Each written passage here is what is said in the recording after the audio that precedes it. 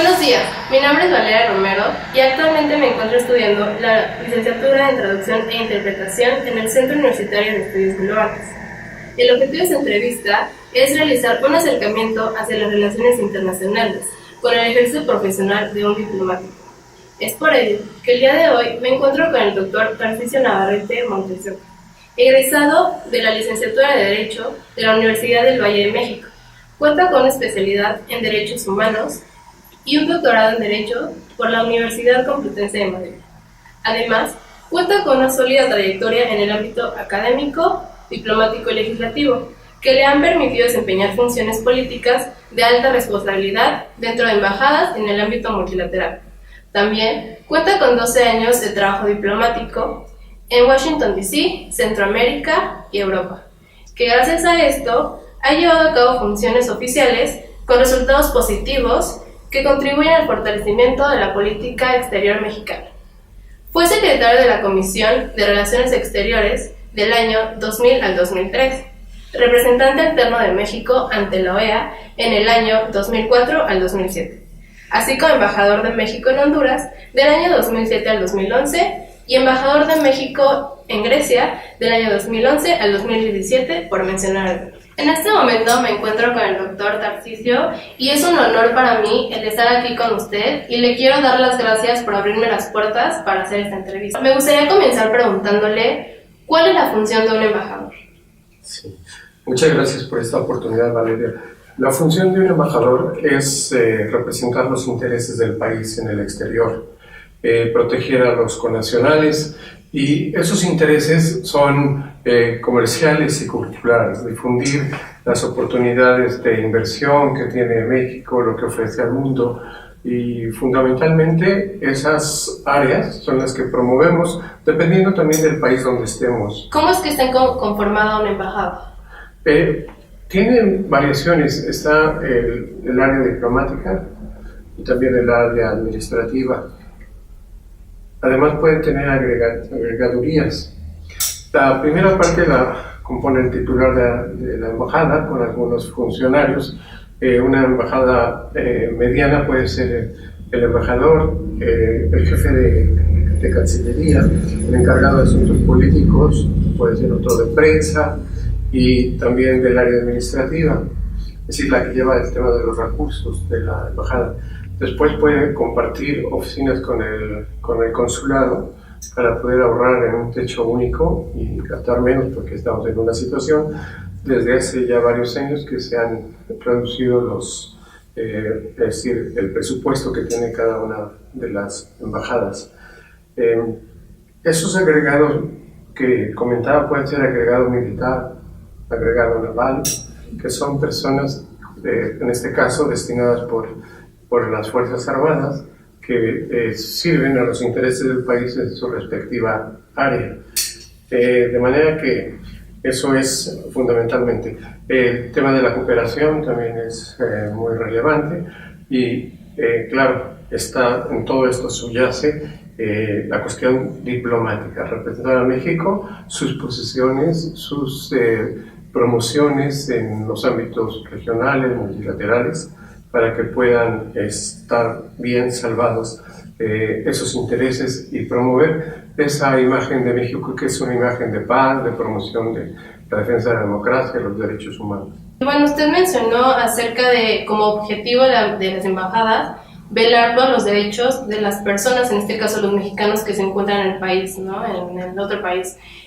¿Qué otro objetivo también tiene la embajada aparte de este? Bueno, he mencionado el tema comercial. Okay. El tema de poder traer a mexicanos que puedan invertir en el país extranjero donde uno es representante. Lo más importante es la defensa de los connacionales. ¿Con cuál de esos países donde usted trabajó México tiene como una mejor relación en cuanto a política exterior? Bueno, obviamente en el caso de Honduras, por la cercanía, el idioma, el compartir problemática y compartir también cultura, pues tiene una actividad mucho más intensa. Con Grecia tenemos una una historia en común por esta característica de ser países con una cultura ancestral, y se hace un intercambio en ese sentido de académicos, de profesores, de promoción de libros, etcétera, ¿no? Creo que eso también es muy importante.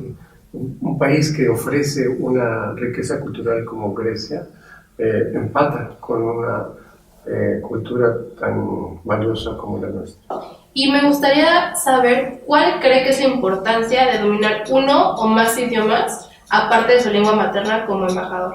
Es muy relevante, es fundamental. Creo que es realmente básico poder conocer el idioma del país al que va uno, porque bueno, eso ayuda mucho. ¿Cuáles son los idiomas que usted maneja? Bueno, yo tengo una formación en ese sentido, digamos, media, porque hablo inglés. En el caso de Grecia encontré que hablan muchos, la gran inmensa mayoría inglés, y con eso en el mundo diplomático y también con la gente pude tener una vida intensa, muy valiosa. Claro que tiene uno que aprender algunos idiomas, digo algunas palabras y lo básico del idioma griego, que no es tan difícil. Yo puedo saludar, buenos días, buenas tardes, me preparé para saludar al presidente de Grecia en griego para decirle excelentísimo señor presidente de la República Helénica. Entonces lo ensayé y le dije exhótate Kyrie Proedre tis Democratías Carlos Papulias. It's an honor for me to be Entonces siempre tienes un intérprete, y eso es muy valioso, porque en este caso el presidente que estaba no hablaba inglés, y sin embargo fue una relación muy cordial gracias al intérprete. ¿Cuál cree que es el mayor reto? Es pues entregar todo lo que uno tiene para servir al país en cualquier momento y velar por el interés del país, del Estado mexicano, sin importar el gobierno que esté, sino propiamente encontrar en esa oportunidad, difundir lo que es nuestro país, la grandeza que tiene, para lograr que la gente se interese. Puede ser el caso del turismo, atraer más turistas, especialmente ahora que tuvimos una imagen en estos últimos años de un país con violencia, con inseguridad.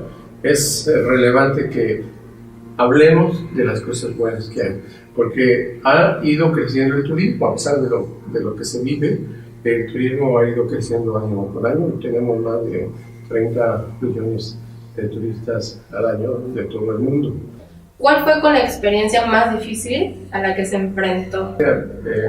Me tocó la crisis, porque llegué en 2011, cuando estaba estallando la crisis que en plenitud ocurrió del ministro de Finanzas, y se logró entonces hacer acuerdos, préstamos que pudieran rescatar a Grecia de esa situación, pero se cerraron llegó un momento que se cerraron los bancos y la gente se quedó sin poder sacar dinero.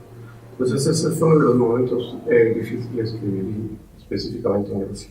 Y bueno, también es importante mencionar cuáles fueron las experiencias más gratas que tuvo. Sí, creo que ha sido muy grato poder ayudar a los connacionales que están en desgracia, los jóvenes que se accidentaron en una isla, porque Grecia tiene miles de islas, bueno, se dicen 2.000, 3.000, les roban el pasaporte, lo extravían, su tarjeta de crédito que no les funciona, y en ese sentido lo apoyamos. ¿Cree que en México se tenga una política exterior eficaz que atienda las diferentes problemáticas e intereses del país? Nosotros contamos con un servicio exterior de primera. Son diplomáticos que han sabido representar dignamente al país. Eso me parece muy relevante. Y tenemos una tradición de presencia en los foros multilaterales también muy reconocida, donde México se erige como un defensor de la paz, de la no proliferación de armas, de armas de uso convencional o de las armas nucleares, y un país que promueve la cooperación y recientemente que promueve el sistema democrático de los derechos humanos. Actualmente en México se está viviendo una situación algo complicada con la gente de Centroamérica, especialmente con los que vienen de Honduras, ¿no? Entonces, usted como ex embajador de Honduras, ¿cuál es su perspectiva acerca de esta situación? Está en 2009. La experiencia que he tenido en Honduras es que es un país con una fragilidad institucional que debe fortalecer, no porque nosotros lo hayamos hecho también, debe fortalecer sus instituciones y poder generar, además de eso, desarrollo. El tema de la seguridad me parece muy relevante. Así que creo que será fundamental que se genere algún proyecto en México para atender esta situación de los migrantes que se está viviendo ahora. Muchos centroamericanos, la mayoría hondureños, que están quedándose en la frontera y que México tiene que recibirlos. Eso sí, un centroamericano que cometa un delito, pues sí se tiene que sujetarse a las leyes mexicanas.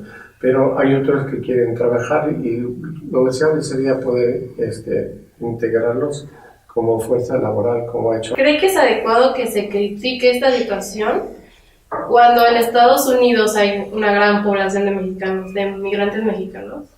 Sí, eso es muchas veces comprensible porque generan roces con la población, incomprensible e inaceptable porque todos llevamos sangre de nuestros antepasados que nos vinculan unos a otros. ¿Considera que los planes del nuevo presidente Andrés Manuel López Obrador tiene para los migrantes, en cuanto a derechos humanitarios o derechos humanos y ayuda humanitaria, sean convenientes? Todavía está por verse un poco lo que van a ser las políticas del presidente en ese sentido. Ha habido pronunciamientos y pocas acciones. Apenas son pocos días. Lo que sí que se ha mencionado por parte del nuevo gobierno, algo que no me parece mal, que es un plan de ayuda a dialogar con Estados Unidos para que puedan dar una aportación hacia Centroamérica, lo mismo México, en la proporción de vida, y poder generar polos de desarrollo en países como Honduras, para que se ataquen las raíces y se pueda buscar una solución más a largo plazo. ¿Piensa usted que se puedan desencadenar problemas sociales al darle los mismos derechos que tienen los mexicanos a los centroamericanos? Bueno, se tiene que hacer bajo un proyecto complejo para que no ocurra un desequilibrio. Lo que sí es que hemos suscrito nosotros convenios como la Convención para los trabajadores migratorios y sus familias. Nosotros hemos dicho que esa convención establece que tienen derechos también ellos. Llevarlo de esta teoría a la práctica es donde estamos con dificultades, porque si hay problemas para dar educación o salud a los mexicanos, también nos habrá para ellos.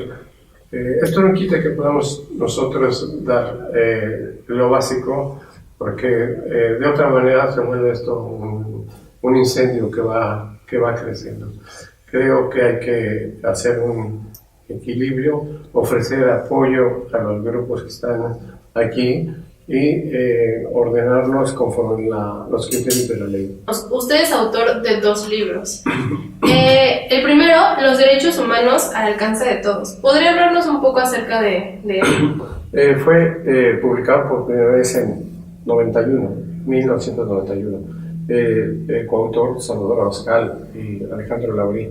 Es un libro que es didáctico porque muestra los derechos consagrados en la Constitución, con un cuadro que señala el texto, un comentario y después la referencia de los tratados internacionales.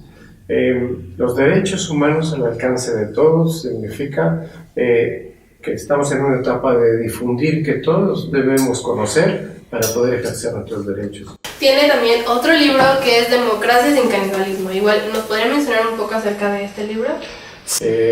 La política es el ejercicio, la búsqueda del bien común, y en este sentido el libro Democracia sin canibalismo pretende señalar una serie de reflexiones sobre cómo cooperar, porque gobierno y oposición, está bien que se oponga a uno cuando el gobierno actúa mal, pero también debe haber cooperación, una actitud positiva de la oposición para decir este proyecto es muy bueno, y por parte del gobierno decir lo que dice la oposición tiene razón, voy a hacer este cambio a la iniciativa, ¿verdad?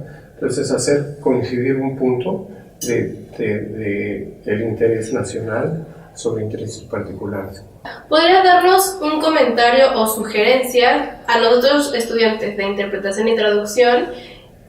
¿Cómo es que nosotros podemos brindarles el apoyo a ustedes como embajador o como representantes de México en el extranjero? Entonces, pues preparándose y formando ese cuadro de estudiantes que puedan más adelante ayudar a la gente en el mundo de la empresa aquí, porque también hay mucho flujo de extranjeros por esto del mundo abierto que vivimos, o con los diplomáticos, si alguno de ustedes llega a trabajar también en las embajadas, en los consulados. Pero la labor es importante, cada vez es más deseable tener gente que sepa de interpretación, pero que también esté enterada de leyes o de las relaciones internacionales, del derecho internacional. Pues muchas gracias. Y de igual forma quiero volverle a agradecer el abrirnos las puertas de su casa para realizar esta entrevista. Fue una entrevista muy interesante, que se tocaron puntos que al menos yo no sabía, y eso que vivo aquí en México. Y pues sí, más que nada darle las gracias, y pues esperemos, ¿no?, que la situación que vive México pues no retroceda, sino que sigamos avanzando. Claro. Y pues igual dar a conocer el papel de un embajador, lo importante que es un embajador y la figura, ¿no?, que representa como a nosotros en otro país. Muchísimas gracias, doctor. No, encantado, y yo también agradezco mucho la oportunidad a ti, Valeria, y a toda tu institución académica, ¿verdad? Centro de Estudios Globales. Deseamos lo mejor para México. Muchísimas gracias.